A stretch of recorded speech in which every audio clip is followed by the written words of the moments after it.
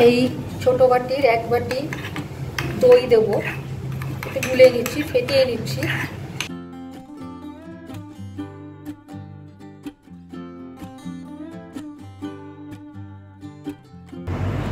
নমস্কার বন্ধুরা, আসান কুক ট্যুরে আপনাদের স্বাগত। এখন আমি বেলের শরবত বানাবো দেখাচ্ছি। একটা পাকা বেল নিয়ে নিয়েছি, এবার এটাকে ফাটাবো।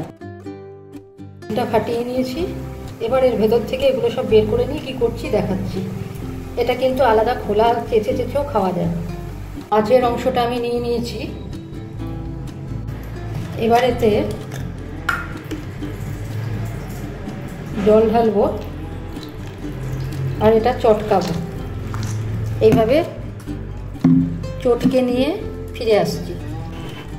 একদম ভালো করে চটকে নেব।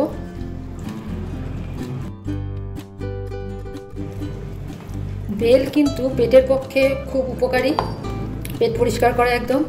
আর যাদের কনস্টিপেশন আছে তাদের তো খুবই উপকার, আর পেট ঠান্ডাও রাখে আর কি। গরমকালে বেল ওই জন্য খুব উপকারী। বাজার থেকে যখন বেল কিনবেন কাঁচা একদম কিনবেন না। কাঁচা কিন্তু নতুনদের বলছি, কাঁচা মানে হচ্ছে ভারী হবে কিন্তু। আর যখনই দেখবেন একটু হালকা হচ্ছে, সাইজ বড় অথচ একটু হালকা, তার মানে কিন্তু ওটা একটু ডাসা মতো হয়েছে বা একটু পাকা মতো হয়েছে, সেইগুলো নিলে ভালো হবে।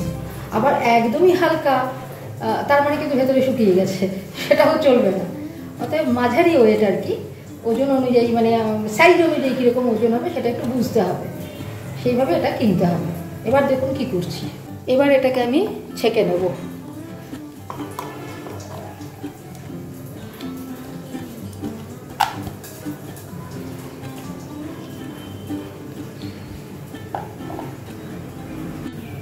ছেঁকে নেবো এইভাবে। কমে এসছে, অনেকটাই কমে এসছে। এবার কিন্তু এই যে নিচ থেকে কিন্তু এরকমভাবে এগুলো, এই যে দেখুন এরকম রয়েছে, এই পাল্পগুলো কিন্তু নিচ থেকে এইভাবে চেঁচে নিতে হবে।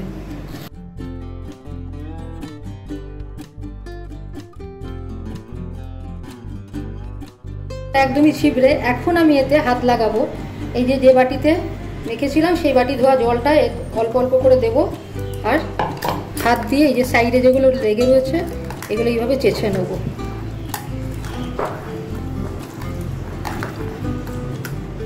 দেখুন একদম আঁশ নেই, নিচে যেটা পড়লো আঁশ ছাড়া, বীজ ছাড়া।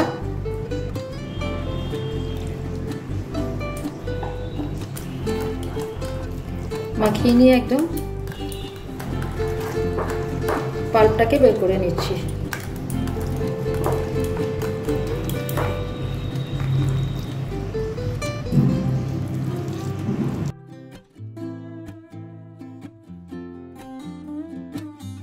একদম বীজগুলো ধুয়ে ছিবড়ে বার করে একদম পাল্পটাকে নিয়ে নেব।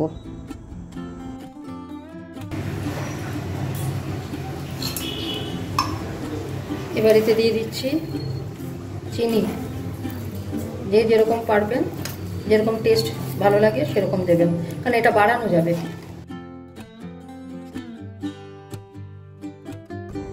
এবার এতে দিয়ে দিচ্ছি বিট নুন আন্দাজ মতো।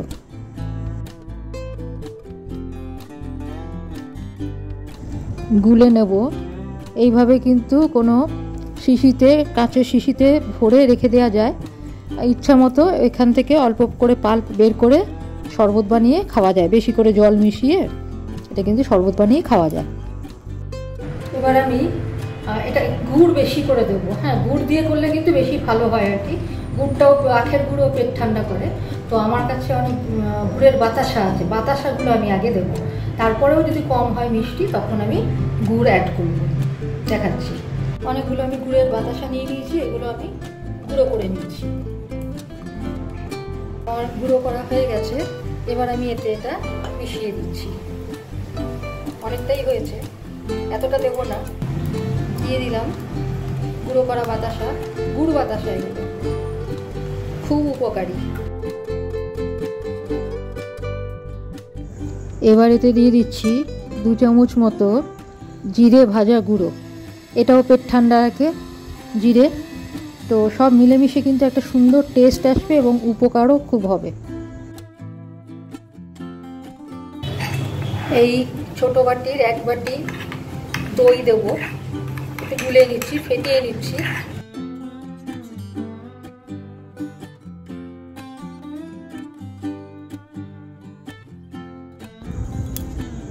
এবারেতে লেবুর রস দিচ্ছি, ছেঁকে দেব যাতে বীজ না পড়ে যায়, বীজটাকে আটকানোর জন্যই ছেঁকে দেয়া। গুলে নিচ্ছি। এবার আমি এতে বরফ দিয়ে দিচ্ছি।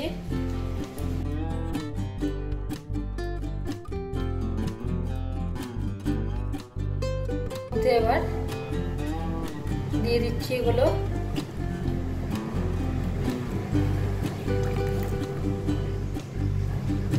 আর একটু পাতলা করলেও করা যেতে পারে। আমার তো ভীষণই মিষ্টি লাগছে, আমি আর একটু বিট নুন দিয়ে নেব। তবে অসুবিধা হচ্ছে, আমি জাগে ঢেলে নিচ্ছি এটা।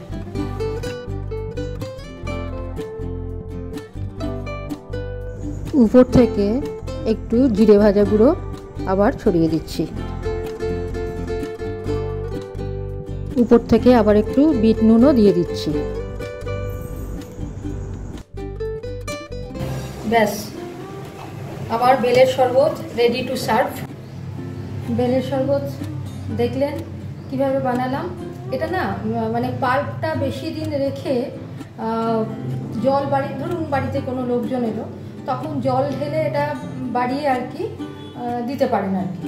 হ্যাঁ, মানে প্রিজার্ভও করা যায়, রেখেও খাওয়া যায় আর কি এটাকে। তো আজকের মতো এখানে রাখছি, ভালো থাকবেন, ধন্যবাদ। লাইক শেয়ার সাবস্ক্রাইব করতে ভুলবেন না।